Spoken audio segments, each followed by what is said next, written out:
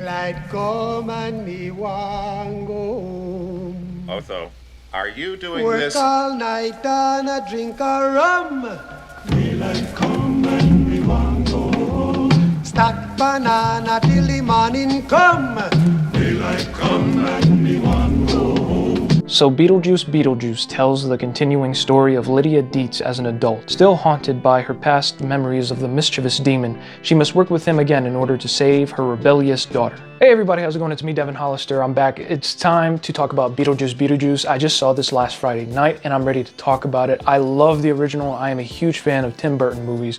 Haven't watched all of his films, but I've seen a good majority of them. I'm a big fan of The Corpse Bride, Nightmare Before Christmas, and of course the original Beetlejuice. Mainly because of, you know, Tim Burton's art style and how he makes everything look, but also because of the main performance of Michael Keaton as Beetlejuice. He's kind of like the Joker of the Tim Burton universe. And while it's certainly not Tim Burton's best film, I certainly do think it is a classic.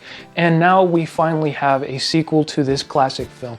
And one of the great things that I was, of course, looking forward to really, just really wanting to watch this movie was, I always wondered what a modern day, Beetlejuice type afterlife world that we saw in the first film, how would that look today with all the modern cinema practical skills that, you know, Hollywood has now, all the money that Tim Burton could use for all that stuff. And now we finally got a visualization of that, and it is gorgeous. Now, don't get me wrong, this sequel has some certain problems, some that are similar actually to the first film. But before I talk about all that, let me talk about the things that made this film really awesome. This sequel is great, guys, and if you haven't seen it yet, please, it is dying for you to watch it. Now, what's really great and awesome with this new film is that, of course, you got original characters coming back, and while there are a couple issues with them, I feel like these returning actors, such as with the character of Lydia Deetz and her mom, you even got Jenna Ortega. She's not a returning character, obviously, because she's new. She's the daughter of Lydia Deetz. But even with all these main cast of characters, I thought they were okay. I thought they were great. I mean, Lydia Deetz seems to be just fine. Her personality is a bit more softer compared to the original film. Like with the original film, she had like a more gothic style attitude towards everything, which was a bit more entertaining at the time. But now she's a bit more softer. She's like the same woman. She's got the same hairstyle and all that stuff. But there's just something different about her character that I can't really put my finger on. Along with the returning characters, you've got so much great practical effects from this film. There's still a bit of CGI, but it's like that Tim Burton style stuff. All that stuff is just fine. There's nothing to worry about when it comes to any CGI used in this movie. Obviously, you got a whole bunch of crazy looking people in the afterlife that were brought from the original, also with like new types of design as well. You got this crazy look that Willem Dafoe has on his face. And he was pretty entertaining as well. I always enjoy Willem Dafoe whenever he's in. There is a villain type character in this movie who is Beetlejuice's ex-wife, who has an insane amount of practical effects on her. I thought her design was awesome, especially the scene where she it first introduces this character where she's all dismembered and stuff, and all her body parts come together in one thing, and she staples her stuff together like a bunch of Legos. And it's crazy stuff. I mean, honestly, it's some of the best practical work I've seen in most movies nowadays. It's up there, certainly up there for like one of the best films that has the best practical effects, in my opinion. I think that Jenna Ortega's character as the daughter of Lydia Deetz has an interesting dynamic between her mother and herself. They've got some certain family issues here that I feel like aren't really fully fleshed out, but I think I was still able to be on the ride along for. I was able to understand it.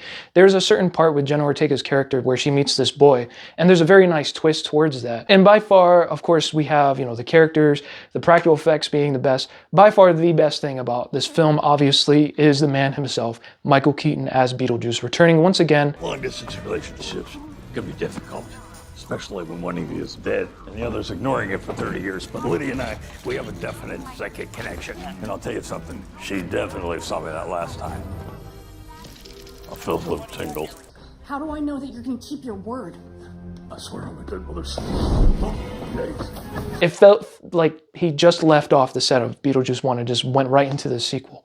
I mean, he still's got it. He's got, honestly, maybe even better. I mean, this guy, Beetlejuice, I've always loved him. I always loved it. I never really even saw him as a villain. If anything, I felt always bad for Beetlejuice. I don't know why.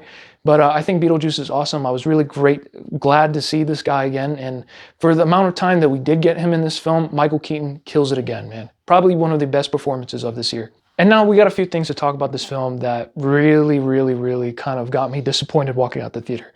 Now, before I walk into a movie, I like to always have an open mind. I do listen to reviews sometimes before I watch a movie. I know usually you shouldn't really do that, but I like to have an idea what people think before I watch it. I always have an opinion of my own. Now, a lot of people have talked about how there is a few number of plot lines in here that are just thrown in and they go nowhere towards the end of the film. And at first I was hesitant about that. But now that I've actually seen the film, I actually quite agree with that.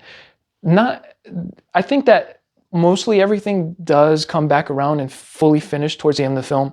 But obviously a lot of these plot lines are rushed or they're just quickly solved. Like the problem is brought up and then a few scenes later it's just solved. And there's no actual stable like main plot line to this movie. You and your little beaver, picture in the back of your RAV4 in the car park with a pepper. For example, with the Jenna Ortega being the daughter of Lydia Deetz, she meets this boy, and there's a little twist about what his plans really are and regarding like why he needs Jenna Ortega.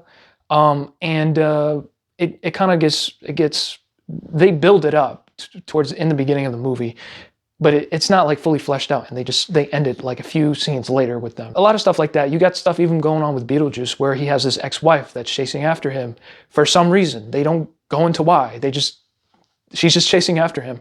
And she's interesting. Like I said, she's a really interesting designed character. I saw a lot of praise about how she looked and everything, but unfortunately a lot of people criticized how they go nowhere with it because the scenes that she's in, she's just walking through the hallway. She's just walking this way and that way.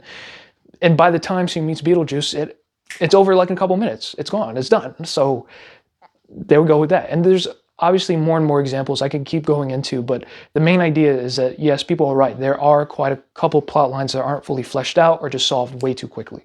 And that is a big problem. But I think that I was genuinely still on the ride. I was still okay with it. You know, it didn't bother me that much. But obviously it would have been better to have those things fully completed, or maybe not even in at all, and just focus on one main thing. Another main problem that I have is, unfortunately, there is a returning character in this movie that I thought was just completely annoying, and every time she spoke in this movie, I hated her. I hated her screen presence, and I'm not saying it's the actress's fault. I did not like this character at all, and she's returning from the first film, and that's the mom of Lydia. What? Why? No! Maria, what's wrong? Oh, I'm trying to capture the perfect primal scream. I'm going to blow it up, mount it on the wall, and I invite all of you to do the same. I understand that she had a very bloomy type of, eccentric personality in the first film, but this one was just really bad. This one felt like she was almost patronizing me with all her fashion and art things that she was saying and all this, and just how oblivious she is to like almost everything going on. I mean, I don't even want to really get into it. I just really thought that they made this character annoying, and I did not enjoy any of her scenes at all, except for the last scene she's in where she finally finds the dead husband and she's like, that was genuinely the only good scene that I thought she was in. And here's my last and final problem with this sequel, is that this is also a problem that I will put on the original film as well, is that there is not enough Beetlejuice in this movie. We only get like 20 minutes of Beetlejuice out of this, I think it was like almost 2-hour movie. The movie's called Beetlejuice Beetlejuice, but we don't really see him that often. It's crazy. And my main criticism is that why not just make a movie where Beetlejuice is the main character?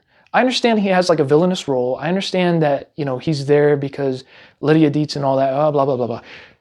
Michael Keaton is awesome as Beetlejuice, and just like the first film, I feel like he's totally underweighed. His performance, while it is eccentric and awesome, and just freaking amazing, he makes the whole movie. He's the only reason why we're there to watch him. I really feel like if they just made a movie about Beetlejuice and his life in the afterlife world and all that, I felt like that would have been such a better sequel. I don't know why. I really want that because it seems like for some reason, Beetlejuice is not that important for these people to only put him in like 15 minutes of this movie. Every scene that Michael Keaton is in as Beetlejuice, he kills it. He nails it. He's the only performance in this entire movie that I don't get sick of, I don't cringe at, and I laugh at every single time. He's awesome. So why not just make him the main character at this point? I don't know. Maybe I'm in the minority for that. You guys will definitely let me know in the comments. But please let me know if you kind of feel the same. Like, he's not enough in these movies. We need more Michael Keaton. We need more Beetlejuice. So if they ever have plans to make another one, which I hope they do, make Beetlejuice the main character. Because I'm not gonna lie to you, I'm not really invested in anybody else but Beetlejuice. But even with all that, guys, I really recommend that you guys go watch this film for nostalgia, for everything that you love about Tim Burton films. I think that obviously this is not the best movie that he's made in a long time, obviously, but I think that this sequel is definitely worth watching. I think you'll definitely have a great time. Please check this movie out, guys. I think it's a fun movie. It's definitely gonna be high on my list for the end of the year ranking, that's for sure. I know that maybe mixed opinion for a lot of people who've already seen it, but I love this movie. I think it's great, and I will probably go watch it again. Thank you guys, everybody, for watching, and if you haven't seen yet, I have a 2024 playlist of movies I have reviewed. There's plenty of movies I have seen this year that I haven't reviewed yet. I will talk about all those movies towards the end of the year when I do a full-on, like every movie I saw this year ranking. So obviously that's still a while from now in December, but thank you all for watching. I appreciate you guys. Thank you guys for 12,000 subs, and can't wait to keep going up, keep going up, keep going up, keep going up. Living Hollister, a boy like no other, love sipping beer and raising hell with his brothers. On the Beetlejuice, Beetlejuice, Beetlejuice. A book of the bedball.